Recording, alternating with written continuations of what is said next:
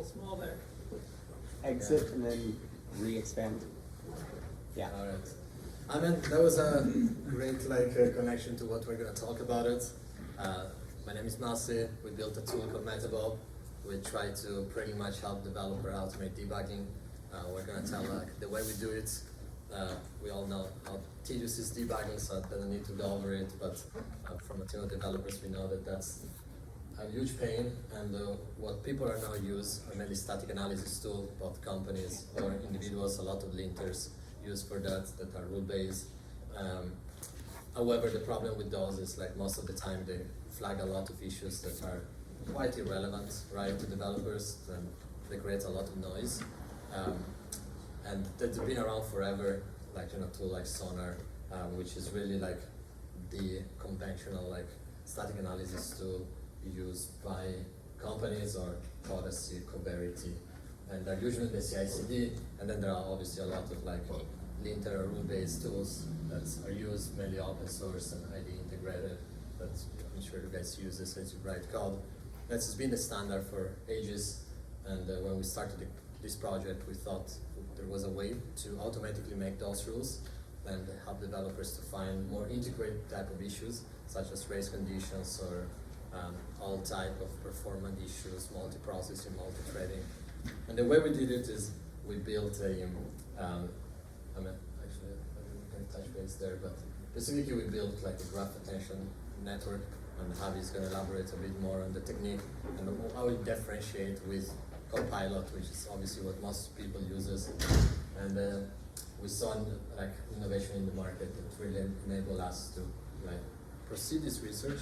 And the way it works is we initially train it out of a lot of high quality open source repos, which is really the core of our data sets. And we then, as we started to get users and company, we use company SOP, obviously Stack Overflow, and many more data sets, really to enable our model to learn the best programming practices and to not just identify what we find more context sensitive issues, but also we auto-generate code to resolve those problems automatically, and in some cases refactor it. So how do you want to give an overview about how the model works? Yeah, I can definitely do that. So as I think some of the other speakers have touched on, generating and finding problems with AI is something that is an active research area. There's a lot of nuances when it comes to exactly how to make a model that can both understand that it's doing something wrong and then also be able to explain it in a way that's understandable to the human beings who will need to accept it and accept the recommendations.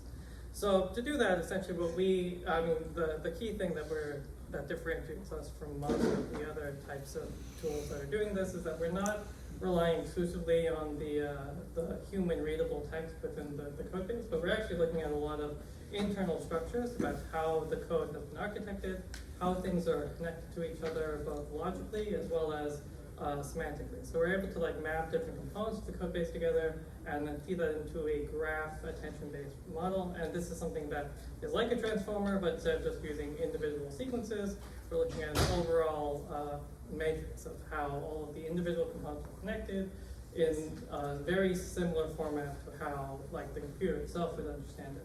So in a weird way, I guess the way to make computers code better is to use a language that's more common to the computer itself, and then backward into something that's more human understandable.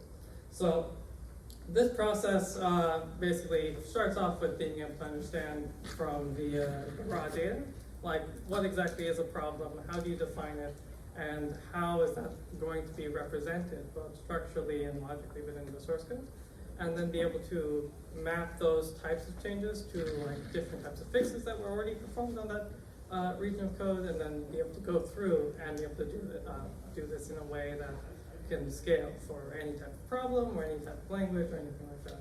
So this whole process begins first with grabbing a lot of data from a lot of places within the code base. So most conventional tools basically just look at individual changes or individual fixes within an individual group of code.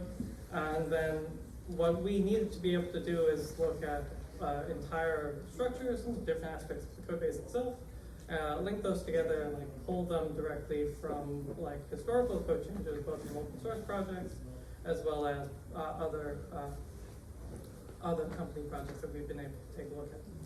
So the main thing that is like the main challenge here that we are like directly being able to resolve is that when you are looking at this data, it's something that is very noisy and it's very impossible to find the person who is a developer who will go out of their way to make very clear commit messages or very clear like documentation about the certain types of fixes that they're doing.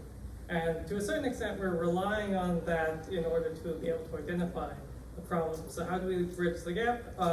We've actually had to go backwards and train a language model that can be able to understand what are developers talking about when they write code, firstly, and then also how does this get represented within the code. So things like how do the tests play into what's expected from the code that's being generated, how can we detect these sorts of deficiencies within the historical code changes so that we can create the data first to then train our transformer to be able to then classify individual sequences of code as potentially problematic. And this is like really a big data problem, and also making it so that we can scale it in a way that allows us to create an automatic method of bootstrapping based off of what developers have already done, rather than trying to go starting from scratch and then build this out without any like clear background. Yeah. Would it be better to train off things like not just repos like that, but SDKs that have been tested and open source SDKs, ones that people contribute to, API in some cases? Because I think the concept of a high quality repo is in the eye of the beholder or the debugger, should we say? Yeah. So that's exactly correct, actually. But what we needed to do first is, because we're using a method that looks at the context for the code base in order to build it out in the first place, we are. Is everything right? Yeah, just All right. Because we're looking to build the context from the external data that's being presented, we need to first define like what does a good problem look like, or what does a bad problem look like, and how do people discuss how to fix them. And to do that, first you need to like bootstrap this process, and this is something that needs to be done kind of manually. But once you get that going, you can start to use that to then label other types of code bases. So we've since been able to like branch out into all sorts of different repos and be able to just identify what types of changes they're making and why they're important to make. I'll pause here for any other questions if anybody has anything about the technique or other stuff that we're doing. All right, so to a certain extent,